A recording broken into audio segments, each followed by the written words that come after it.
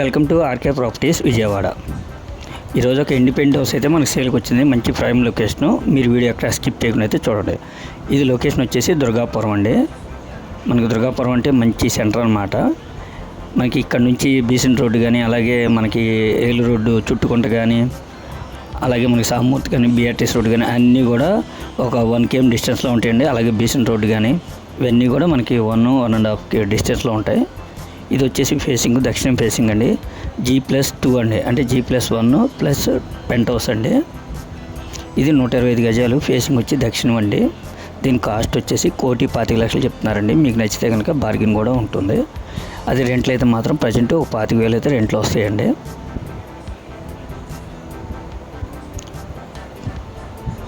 మంచి లొకేషన్ అండి,